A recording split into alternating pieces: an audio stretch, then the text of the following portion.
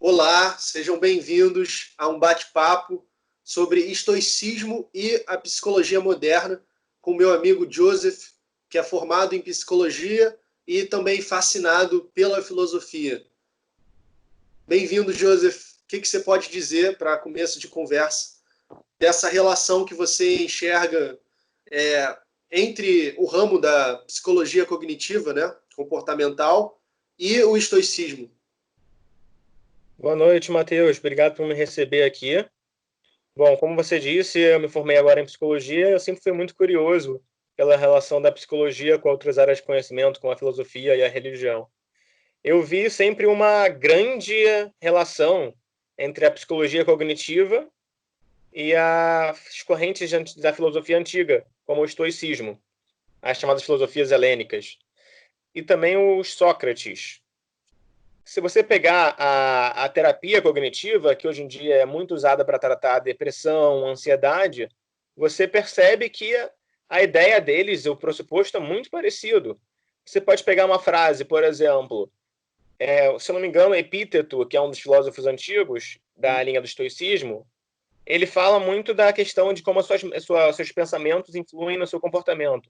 Por exemplo, ele fala que não são as situações que te incomodam, são seus pensamentos, as suas interpretações que você faz dessas situações. Isso gera muita relação com o que é a psicologia cognitiva, na área da terapia cognitiva. Ela fala sobre que um pensamento causa uma emoção que causa o comportamento, que é o modelo cognitivo. Então, por exemplo, você poderia fazer uma intervenção em psicologia cognitiva, que seria você pegar a pessoa que está pensando uma coisa negativa e, ao mudar esse pensamento, você se sentiria melhor. Então, essa ideia da terapia cognitiva, de mudar pensamentos para mudar comportamento, você se sentir melhor, vem diretamente da filosofia antiga.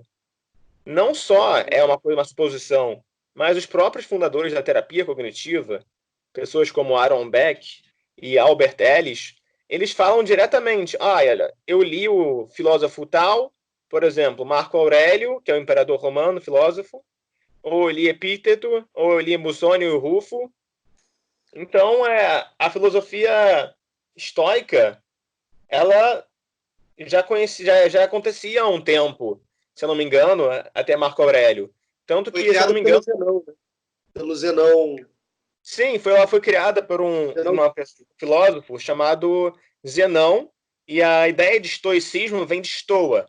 O que é uma estoa? Estoa Pequilis, se eu não me engano, é uma colunata, tipo uma coluna. Como nesse livro tem colunas aqui. Que eles se encontravam, né, lá na Grécia durante a criação da escola, né? E Sim, é interessante que, que, sabe? que é uma escola muito vasta, né? Porque você tem aí o Marco Aurélio, que é um imperador, o Epíteto, que é um escravo, e todos eles aplicando mais ou menos as mesmas ideias de autocontrole, né? Me parece que o estoicismo ele tem sempre essa ideia de que o sábio é capaz de forjar o próprio destino, de que se você tiver um domínio interno, você consegue moralmente se sair na melhor, né? Ter a melhor com relação às questões externas que te esmagam, Sim, né? Me parece que eles têm o Sócrates como uma espécie de inspiração, né? Porque na morte do Sócrates, no julgamento, ofereceram para ele exílio, mas ele quis morrer, ele quis a imortalidade. Eles estavam fazendo politicamente o possível para não precisar matar ele, mas ele estava com a mentalidade de que eu não fiz nada de errado, eu arrebatei a condição de sábio e só fiz coisa boa. Então, se houver a imortalidade da alma, é necessariamente um mérito meu que as coisas que eu receba, né? Que eu receba a imortalidade e a fortuna, de certa forma, né? A bem-aventurança. Então, me parece que é isso, né? Eles põem a filosofia no controle do indivíduo, né? Que estava mais ou menos se formando nesse período, né? A noção de indivíduo. Porque a Grécia ali estava muito fragmentada, muito dissipada com Alexandre o Grande, né? olha, tem três assuntos que você tocou. Primeiro, a ideia de Sócrates ser o grande líder, o grande ídolo dos estoicos. O segundo assunto foi a ideia de virtude, de fazer o certo, de que Sócrates morreu porque ele queria fazer o certo, pelo menos eu entendi isso, a ideia da virtude, e a terceira ideia de indivíduo. Começando pela primeira ideia do estoicismo como tendo meio que em alta estima o Sócrates, sim, eu concordo. Eu estava lendo um livro que eu acho que eu mandei para você, de um autor chamado Donald Robertson, eu posso te mandar depois a referência, que ele fala da filosofia da terapia cognitivo comportamental. Então, para nossa conversa, esse é um livro de referência que tem uma página, um capítulo, desculpa, só sobre isso. São 30 páginas, 20 páginas, só sobre a relação da filosofia com a psicologia. É só isso. E aí, se quiser sintetizar o conteúdo da página. Sim, ele fala muito essa questão de que o Sócrates era tido tão em autoestima que os estoicos se consideravam meio que uma seita socrática, sabe? E eles tinham muita ideia do Sócrates, da ideia de você se aplicar a si mesmo, essas perguntas que Sócrates fazia, esse diálogo de chegar a uma verdade pessoal, sabe? E aí isso tem muito a ver também com a psicologia cognitiva, que também entra muito na ideia de você questionar seus pensamentos distorcidos, que eu posso entrar depois um pouco mais adentro, e de você se questionando, você chegar a um pensamento que é mais funcional com a realidade, sabe? Segunda questão sobre a ideia de virtude, a ideia de que Sócrates morreu porque ele queria morrer, porque ele falou que estava falando certo. O Marco Aurélio, por exemplo, fala que a única coisa que importa é você fazer a coisa certa. Ele fala se uma boa ação é possível, então uma boa vida é possível. Eles falam muito da virtude. Isso vem muito numa ideia também, da época militar até, que hoje em dia o estoicismo está sendo, às vezes, muito resgatado por militares, por pessoas que têm uma ideia muito forte de virtude, não só de terapia, que a terapia, às vezes, a gente vê não como uma coisa ruim, mas tô falando que não é uma coisa que tem tanta virtude e tanta ética, assim. Não estou dizendo que a terapia não seja ética, estou me enrolando aqui um pouquinho. Estou dizendo que a ideia de virtude, de honra, essa ideia muito militar, de fazer a coisa certa, e de não mentir, e fazer só o que importa, e, sabe, é uma coisa que está sendo muito resgatada pelos militares, pessoas religiosas, às vezes, que tem muito essa ideia. Isso é uma ideia estoica também. É uma ideia que Sócrates tinha muito a ver, com a ideia que desde Aristóteles se já falava em virtude na ética da alma Nicômaco. Então, sim, eu acredito que os estoicos têm muito a ver com essa ideia de fazer a coisa certa, de ter uma virtude, a virtude da honra, a virtude do fazer o certo. Até eles poderiam ser considerados, às vezes, muito rígidos e muito disciplinados por isso. Antes do advento da filosofia, na Grécia as pessoas elas se viam muito como um brinquedo dos deuses, sabe? Eles estavam sujeitos a essas forças aí do cosmos. Aí, então, com a filosofia, com Sócrates, eles passaram a dizer, não, eu sou alguém, eu posso fazer minhas próprias decisões. Eu acho que isso vai se refletir não só no estoicismo, mas também no epicurismo, né, nas outras, nos céticos também, nos próprios sofistas, né? Só que, como a gente está falando de estoicismo, outro ponto que eu acho interessante a gente trazer é essa questão de como eles lidam com o mundo, né? Com o mundo e com a ideia do mal, assim, porque me parece que para eles não importa o que aconteça na sua vida, tudo está no seu lugar e você que tem que saber lidar com isso, né? É como se o mal fosse o não dar-se conta do bem, né? Porque tá tudo no seu domínio. Eles transpõem a questão para o ramo da pessoa, né? E se você estava numa época que tudo era dos deuses, tudo era deuses e deuses e deuses, realmente eu concordo que talvez não devia ter uma responsabilidade ali, talvez uma ideia de escolha. Então, se você tem uma filosofia que vai chegar e poder, às vezes, até ocupar o lugar da religião em alguns lugares, que diz você pode escolher, você pode controlar seus pensamentos, e você pode se tornar melhor, eu acho que tem muito a ideia do indivíduo aí, do indivíduo tendo escolha, sabe? Porque todo mundo era religioso, e as pessoas podiam, no sentido assim, da religião antiga, talvez, que é tudo dos deuses, quando você meio que começa a botar filosofia ali, no sentido de, olha, você tem escolha, não é tudo dos deuses, algumas coisas você pode treinar e aplicar na sua vida, talvez isso seja uma questão da criação do indivíduo como uma pessoa responsável que possa criar o destino. O que talvez não agradasse também muitos poderosos, talvez. Não, Meio complicado. e eu vejo muito essa semente no Sócrates, né, com essa ideia que vai se desenvolver no estoicismo, né, de que se você fizer todas as escolhas certas, você gabarita o estado do sábio e você alcança todas as virtudes, né? Você forja o seu destino, de certa forma. Mas, enfim, eu Eu, acho legal a gente trazer de volta para a psicologia também, né? Se você tiver mais o que acrescentar. sim, sim. Os estoicos falam muito sobre uma frase que é muito usada nos alcoólatras anônimos. Que frase é essa? Deus, ou um poder superior, ou o que você quiser chamar, tenho até uma frase para os agnósticos, ateus, poder superior me ajude a distinguir o que eu posso controlar e o que eu não posso controlar. Ter sabedoria para saber qual que eu posso, para saber qual é qual. Isso é uma ideia muito filosófica. Se eu não me engano, ela tem até uma raiz em latim, que eu não vou lembrar agora o nome, Seratalk, Emon, uma coisa assim. Não importa. O que importa é que essa é uma ideia bem estoica, que é a ideia de que existe mal no mundo, mas o que eu posso controlar sou eu. Ainda mais para uma pessoa que era tipo Epíteto, que era um escravo. Ele não podia controlar o mal no mundo. Talvez o imperador Marco Aurélio poderia um pouquinho mais, porque ele era o imperador de Roma.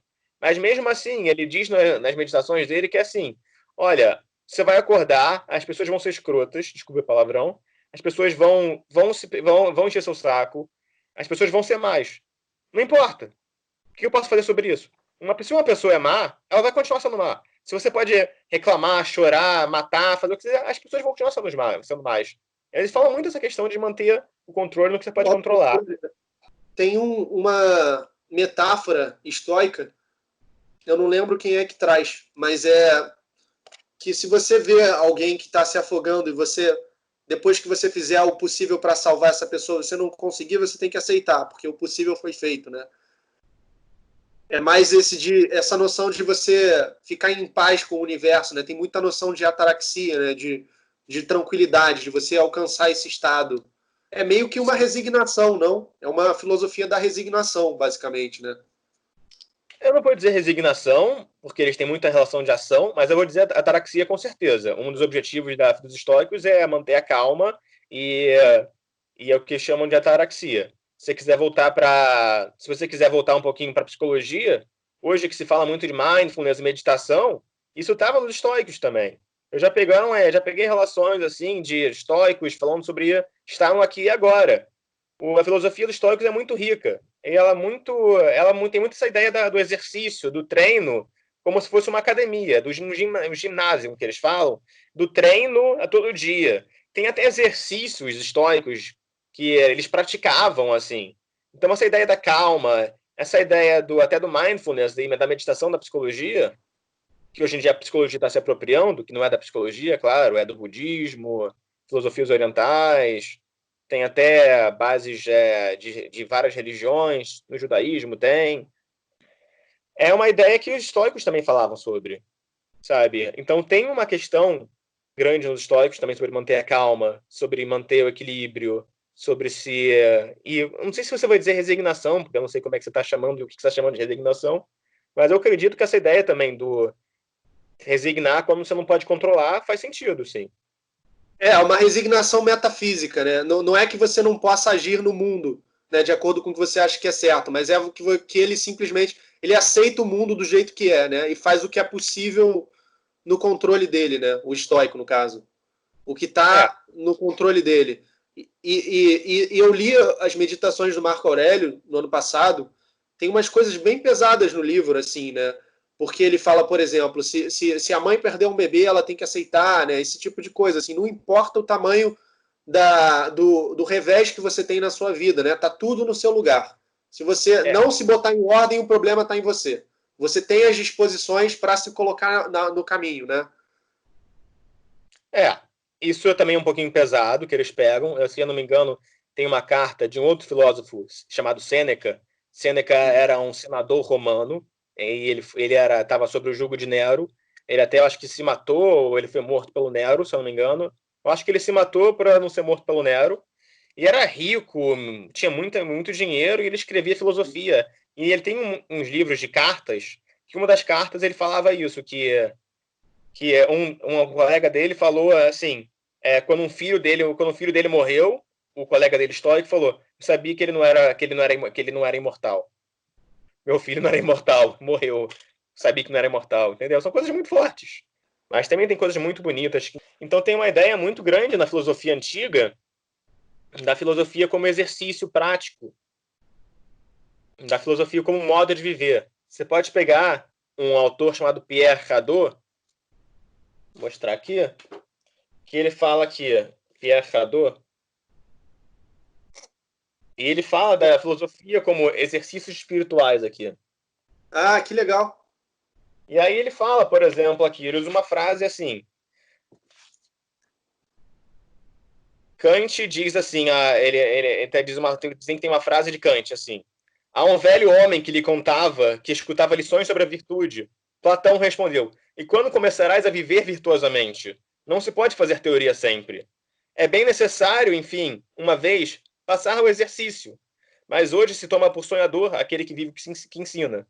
Então, essa ideia de viver o que você ensina é uma ideia que hoje em dia não existe muito na filosofia, parece. Que hoje em dia você entra numa escola de filosofia, tem seu mestrado, seu doutorado, vai ensinar, só que, poxa, tem um. Eu não quero fazer uma crítica à filosofia porque eu não sou filósofo, mas é assim, parece que essa ideia dos filósofos antigos, de você trazer essa ideia da arte de viver, uma filosofia como modo de vida, filosofia como exercício, como treino, como musculação mental, é uma ideia da filosofia antiga que é maravilhosa, assim, poxa, que te Sim, dá sim.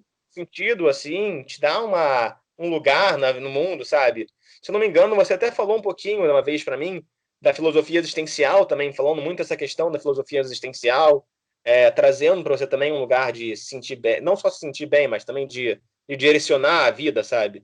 Não é só 200 páginas sobre o que é a realidade, sabe? Também é sobre o que eu posso fazer com a realidade, sabe? O que eu vou fazer agora? Então, Sim, tem essa ideia da filosofia, como se eu não me engano, tem uma palavra chamada ascesis, da ideia de prática, de treino, sabe? Então, eu acho que essa ideia da filosofia como modo de viver é uma ideia que pode estar sendo resgatada hoje em dia para as pessoas que estão começando a ler os estoicos, começando a ler os epicuristas e ler a filosofia antiga, que é a filosofia como modo de vida, e não filosofia como livro que eu li para passar na prova. Total. Isso está, de fato, muito mais presente nos antigos. A minha opinião pessoal, eu acho que muito no período medieval, com toda essa rigidez, né, do cristianismo, toda essa coisa de disciplina, é, sabe, de proibição de certas escolas, todo esse dogmatismo que rolou, e depois com o cientificismo, o desenvolvimento da academia, eu acho que isso domesticou muito o ser humano, né? É, os filósofos, alguns filósofos existenciais que são de certa forma dissidentes, como Nietzsche, por exemplo, que gostava muito de caminhar, eles tentam trazer mais a filosofia, tirar do papel, né? Tirar a filosofia do tratado, né? Trazer mais para a vida, mas sem comparação com os antigos, assim, como você falou, isso está muito mais nos antigos do que nos modernos. Muito obrigado pelo convite. Eu adorei falar sobre filosofia estoica, que é uma paixão minha. E espero que as pessoas possam conhecer mais sobre essa linha de filosofia que eu acho tão interessante e que é tão atual nesse momento de ansiedade que a gente vive. Obrigado. Eu que agradeço. É isso, pessoal. Até a semana que vem.